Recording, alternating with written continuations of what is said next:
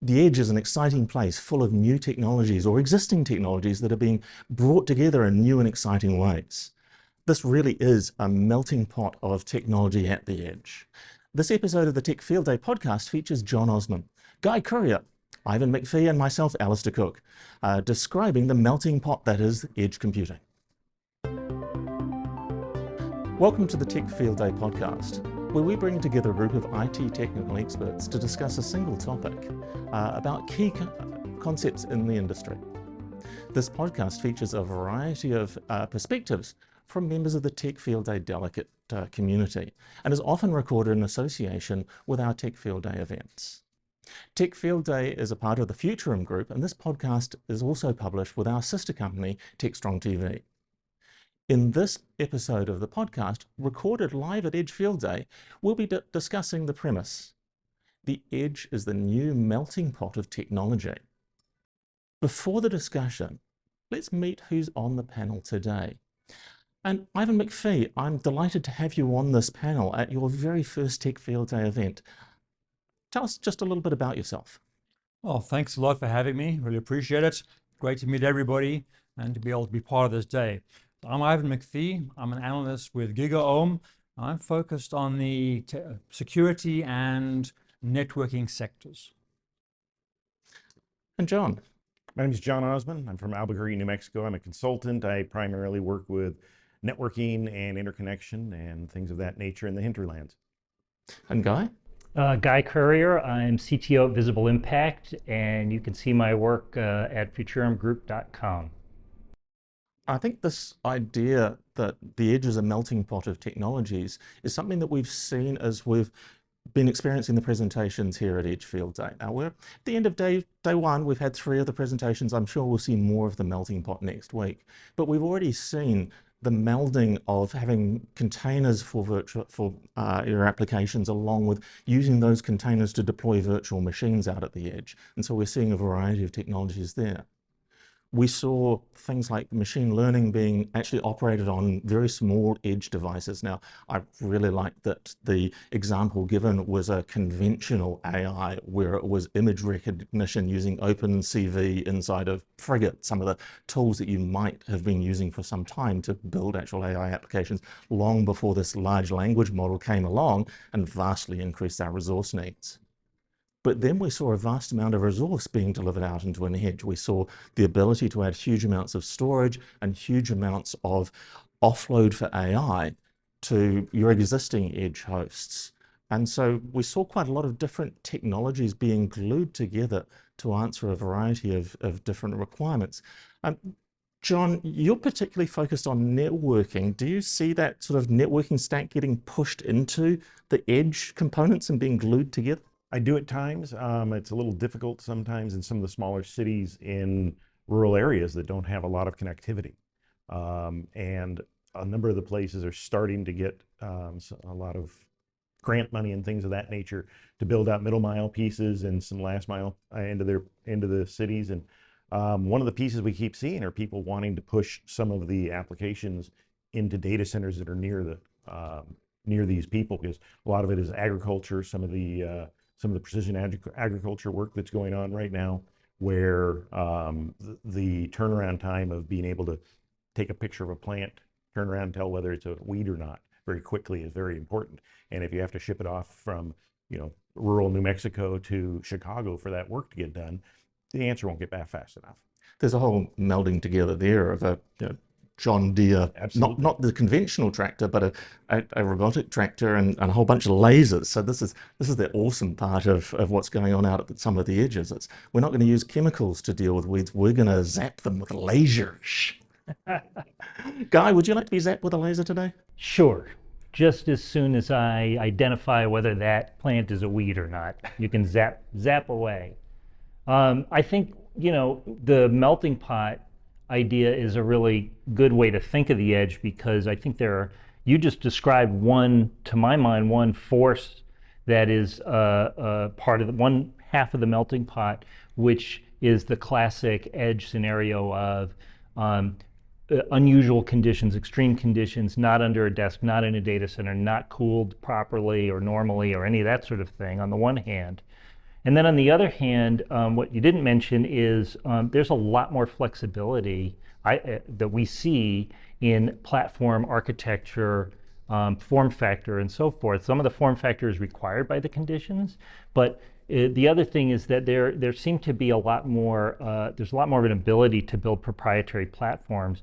You don't have to worry as much, just thinking of the processor as it being x86 or ARM or anything else. We've seen a lot more variety there. So you put those together, and that is the melting pot for different looking, even a full rack cluster out in the field might be significantly different from anything you'd see in a data center. And the vendors are finding ways to still allow those to interface back into the core. Absolutely. Yeah. I actually don't, I agree and disagree with you. I wouldn't actually call the edge a melting pot at all. I think what we're basically doing is we're actually just shifting stuff. We shifted from the data center to the cloud. Now we're shifting it to the edge because we're changing the form factor. But in the end, we're still doing the same stuff. We're just doing it faster because it's closer to the source of where the data is initially collected. So I wouldn't necessarily say it's a melting pot. I would just say we're just redistributing what we already have and finding different ways to manage it. Is that just part of the 50-year cycle of the centralized computing to distributed and going back to centralized, and we're getting distributed again?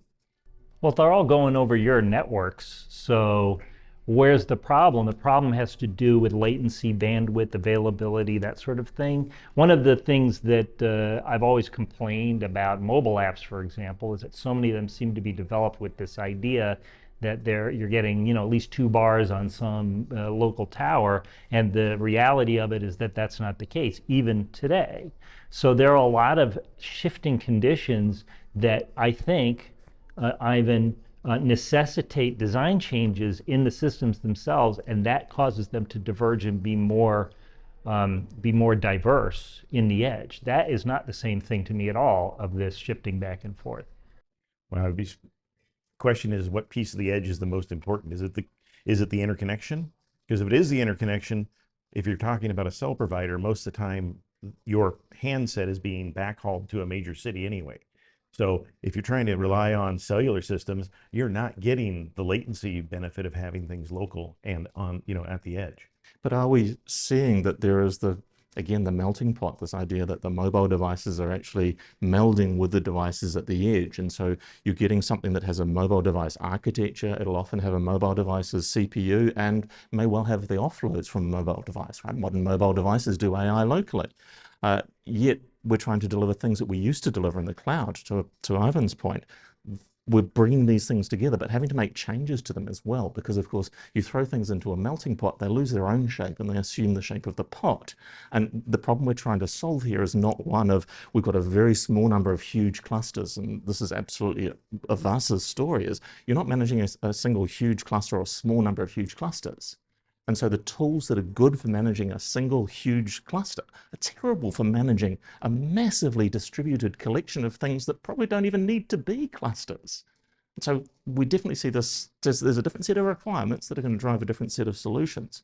But are we seeing the elements that make up these solutions getting melted together? Is the software and the hardware getting glued together more? Is the connectivity and the user interfaces getting glued? Which bits are melting together into this weird crowd? Melting them into the same pot just reminds me that, through the years, Moore's Law has given us infinite computing for all intents and purposes and infinite memory. Everything we've been doing has just been, nobody cares about the individual cycles anymore because we've got so many of them, they just throw things at that. So if we go further, is the edge going to be into your phone? Are we going to start having people that we're dedicating parts of our phone to, to somebody's use so that they can push that edge piece to us when we subscribe to their services? You see, in the end, the edge is totally dependent upon the network. So as far as I'm concerned, the more you push things out and processes on the edge, the more important the network becomes. And we're even seeing a lot of applications that were in the cloud being taken back into the data center in order to power things at the edge. So therefore, the network becomes the key thing. And in the end, every single edge device purely becomes an endpoint, delivering certain capabilities, which in the end is dependent upon the network to be able to present the big picture for the organization. And yet we want our applications to still run at that edge when a snowstorm comes in and takes out all of our fixed line networking and all of the cellular networks are then overloaded by people trying to contact one another, or those cell sites go down because they're covered in ice. And so one of the characteristics we see at edge, though, is the need for autonomous, disconnected operation. Survivability. So not a dependence on something that's in the cloud in the data center for selling another gallon of gas, because you've got to fill up your generator at this time. Hopefully you got your generator fill early. But if you've got no diesel, no petrol left in your generator, you need to be able to buy petrol in the middle of the snowstorm. And if it relies on the network being up. Well, that's why I really enjoyed Chris's illustration this morning about his child. When his child was at home, he used to have to make sure he brushed his teeth before he went to school, had all his books packed, that sort of thing. Now he's at university. It's a case if you don't brush your teeth, you won't get the girlfriend. If you don't actually do your homework, you won't pass the syllabus, right? And so therefore, we sort of move stuff out of the data center to the edge. Yes, survivability is important, but in the end, that survivability is only there for a limited period of time, and then the connectivity has to resume in order for us to be able to have something that really works. But to me, what necessitates this melting pot approach, well, let me ask you gents a question. The applications, categorized as edge applications, would you say that they are more stringent in their requirements ultimately in order to run properly compared to any applications, or generally applications that can just run in the cloud or run in the data center? Are there more requirements for edge applications? I think it very much depends upon the sector, right? So if you look at industry, you look at manufacturing, you look at 24-hour manufacturing, for instance, yes, there has to be stringent requirements for those things, but that's not applicable for all things. For instance, you go back to the illustration about having a look at crops, okay? The latency requirements for that is a lot less than in a manufacturing plant. And so therefore, all depends upon exactly what the application is and the sector that's using it. My contention is that with the additional requirements, the physical requirements, security requirements, connectivity requirements, some of which may be low, but are still requirements. You're sort of having this piling on of requirements.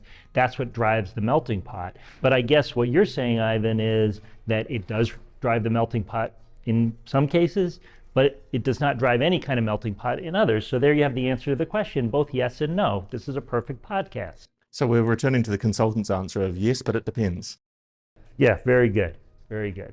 I just observe this diversity of platform, both software platform and hardware platform, including networking, that I don't feel exists as much in either the cloud or the data center, where there's a certain drive towards uniformity, just for management purposes, management and operation purposes. There's the same drive towards uniformity in an edge application. It's just that the limits of that are greater because of those requirements. But I guess to your point, that doesn't apply in as generally as I thought. Well, that's one of the vendors that presented today, Avasa. That's why I really enjoyed what they presented, because it allows you to be able to come up with a certain level of uniformity based on containerization and push that out to the edge and manage it. It comes from the containerization, and then that's a hurdle for you to go over. But once you've gone there, that's not a melting pot, I would agree. So one of the things for the vendors that's presenting for us tomorrow, our time, of course, last week, your time, is Zedita. And they're definitely an organization where there's this real tight coupling between the hardware that's deployed out and the actual hardware configuration and the applications that are being delivered on top of them. So I think tomorrow we're going to get more of that story around how they melded together these different pieces and how interdependent at these edge locations. But is that what we're really trying to look for? I mean, we have general purpose CPUs. We should be using them for general purposes. Any CPU should be able to run any of these containers that we want to run. I don't care if it's an ARM, I don't care if it's RISC-V, I don't care if it's x86. It ought to be able to run these things for them, and we ought to just have generic devices that maybe we give them part of our phone, like I said earlier. Maybe it's a piece of somebody's car when you're driving around that you've got some excess computing capacity.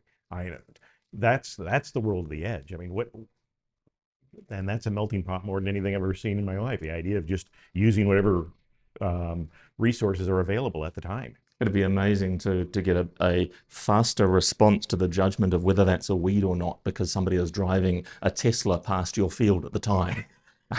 Well, that's also one of the things I appreciate about Avasa. They had the ability to be able to do discovery of all the devices on the network, and based on the configuration of that device, determine which edge applications could be deployed on that device. And I really think that's what we're looking for in the end, because in the end, we don't want to have to go and deploy lots of new edge devices. If we've got COTS servers sitting out there, let's reuse them, right? Don't bring in something new when what's old will do well enough. And so therefore, by actually having that discovery capability and then backtracking it to exactly what can be delivered on it is a huge advantage to organizations that are distributed. So you're looking for a converged platform that is allowing us to just deliver applications without so much of a dictation of what's actually in the remote sites. I recall Stephen talking about Foskett, Stephen Foskett, our founder, talking about the days before commodity hardware, where every application that was being deployed out to a retail location had its own server and its own connection. Those things have definitely been melted together into this commodity platform for running your applications. And we're definitely seeing more containerization as another way of melding them together. That to me is really the pendulum swing. I mean, I think the grand pendulum swing in this industry is more or less between infrastructure and application. The center of gravity for applications. I guess the center of gravity for the stack. The center of gravity for decision making is the application software developer adapting to the new capabilities of the platform, or the platform's enabling new software models. That's what containerization is supposed to do. And maybe we're just witnessing the same thing distributed farther out to the edge. But also you think about it as an application overlay, which in the end is what runs the business, is the value to the business. So the network, for instance, underlay becomes just underlay, right? But if we can actually manage and track the application overlay, and that determines exactly how the business is going to perform based on that value presented by it, so that everything else really becomes commodity in the end. Grace Hopper had she talked to the NSA in the early 80s, and she was talking about how things were going to be moving into systems of computers at the time. And she said that, at the time they had a big mainframe, and you had the processing power going on it, and engineering was on it, and everybody else was on it, and payroll was on it. But as we got cheaper and cheaper computers, they started getting their own systems. And so they could actually break them apart. And the idea was, now that things are, the price model is getting to the point where we can break these apart and make them work better on their own. Everybody was using their own computer, and they got to design them the way they needed them to. But then they realized that all the connections that you have to go back and forth. So the underlying pieces of the networks talking to each other, and the ability of tying all these things together is what's going to be key in all of these. It always has been. And I think the containerization gives us the ability to, first we had virtualization, and now the containerization, we're going to be able to use bigger computers and have multiple applications running continuously that are all going to need that separation. Yeah. And that allows us to be able to manage and optimize the application path as opposed to the network path. And so therefore, in the end, everything's about the application. Everything we do is going to be making sure that we have the application and the underlying infrastructure that can give us the latency and the performance that we need. It's all in support of the business need that we have at the end. And it's going to have to be a melting pot for everything to, boil down and get to the point where it all helps. I do think that that puts a certain new level of stress or a burden, responsibility on the application designers, developers, and managers. And so that is its own kind of learning cycle and learning curve. That was one I ran into today. We saw people that were able to orchestrate containers, but some of the questions they're going to have in the long run are going to be whether or not the container is enough. I mean, if the actual application can't deal with the idea of part of it falling away, and part of the edge going off, these are somewhat esoteric application development skills. They are extremely valuable, not necessarily fully recognized until teams have gotten pretty far down a development path. And so, that's where you can see, that's where you have that kind of experience I just described, about using my phone and there's just not enough connectivity and the app I'm working with doesn't work, that you could call that poor application development, but it's just an area that needs to continue to mature. If it's being given this power, it needs to take that power seriously. Maybe I can ask you guys a question based on that. Do you see the focus of vendors shifting on selling to the IT folks to selling to the application folks, because in the end, the application is king? I think that's the swing I was referring to earlier. I feel very much this weight in the last maybe 2 years, more on the side of the application developers. And I credit and blame containerization for this. It was the supposed easy button so that the application developers can just define their environments and just go ahead and create their microservices-based applications. And the infrastructure folks, the interface between the two is that the infrastructure folks are able to supply the service levels required for that, and they don't have to have this continuous back and forth. So who should hold the purse strings? The application guys? Should the application guys be controlling the budget for the infrastructure? Or are we in a sort of service provider place? Is this where we're starting to come? You set me up. Of course, that's where the rubber hits the road, isn't it? Because the infrastructure guys should control their infrastructure budget. And I think one of the things we heard today, and I think it was from Avasa, was that they are, in their own work, they're empowering, as they build their business, they are empowering the infrastructure folks to speak to the needs of the application developers and managers. So Alice's point then is that the infrastructure guys should be the service provider for the application guys, who are then service providers for the business folks. Well, okay, so I should say that's the vision. And I hear these discussions all the time from customers who are very into containerization and into furthering modernization through containerization, that they seem to take this as an easy button, and it really isn't.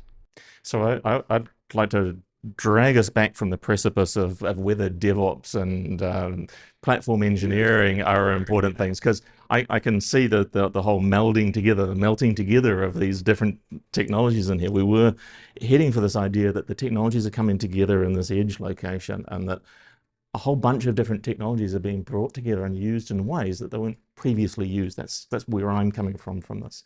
Not only are they being used that way, they can't be used without each other. The interaction is the key to all of it. But I need, as we're coming to the end of the show, I'd like each of you to just bring some final thoughts on this idea that the edge is a melting pot. And I'll start with Guy, because he clearly has something to say. Well, I think Ivan has demonstrated to me pretty well that the scope of that melting pot is necessarily limited. In fact, when I'm thinking about these additional requirements, which I do believe exist in almost all edge cases essentially, many of those requirements lead more towards, let's say, purity than towards a melting pot approach. So I do think that it's the consultant's answer, which is that it depends. But importantly to this discussion, it depends on the application. You need to understand the application, its requirements, what outcomes you're looking for, that classic chain of value, in order to know whether the melting pot approach is the right approach or the right strategy from your vendors. And I don't think it's a melting pot at the edge. I think it's the melting pot that empowers the edge. Because in the end, yes, we want to deliver from the edge, but everything else we have to make sure fits in with what we're looking for from a business perspective. Is that your final word for me? That's my final comment. Excellent. In that case, John, surprisingly, you get to have the final word from the panel. Final word would be, I think it absolutely is true. It's a melting pot. We have applications that have to run on top of equipment that has to talk to each other. And if they aren't all working in harmony and in this melting pot together, they're not going to be able to take care of the end user that we really need. And whether that is completely at the edge or sitting in a data center, it's going to be a hodgepodge of all of those pieces. So the edge has to melt together. And I think that the melting pot has always been here with our infrastructure and the applications that reside on top. I think one of the things that Ivan brought out really strongly is we've got to think about what we're doing for the business. Ultimately, our whole purpose as the infrastructure, IT, application developers team is to support the business to be more successful as a business. And I think very importantly, that understanding of your contribution, how you can bring together your expertise and your knowledge and the technologies that are available to you to provide those solutions for businesses at the end. Thank you for joining us at the Tech Field Day podcast. Before we go, where can people continue this conversation? I know we're going to continue this conversation later on at a social event, but if people want to contact you, Guy, where can they find you to carry the conversation on? Well, gcourier@futurum.com, but I can be found on Blue Sky as Guy Courier's feed, and also on X at the same address. Sorry, was that Guy Courier's feet? Feed, like There we my go. information feed. I apologize to the viewers. John, where can we find this? You All to right. carry on. I'm a little rather old-fashioned. John@osmond.net. Email is probably the easiest way to get a hold of me. And for me, the best way is to go into LinkedIn and search for Ivan McPhee, MCPHEE. Of course, you can always find me as Alistair Cook or A Cook or Demitas NZ. Just if you're searching for A Cook, Alistair Cook, there are a couple of other guys by that name, but put some technology in, you'll find me. So thank you for listening to this episode of the Tech Field Day podcast. If you enjoyed the discussion, please subscribe to our YouTube channel or use your favorite podcast application so you don't miss a single episode. Also, do consider giving us a review and a like. That helps a lot for other people to be able to find this awesome content. This podcast was brought to you by the Tech Field Day, home of IT experts from across the enterprise, part of the Futurum Group. For upcoming events and more episodes, head to techfieldday.com/podcasts or view us on our wonderful TechStrong TV platform. Thanks for listening, and we'll see you next week.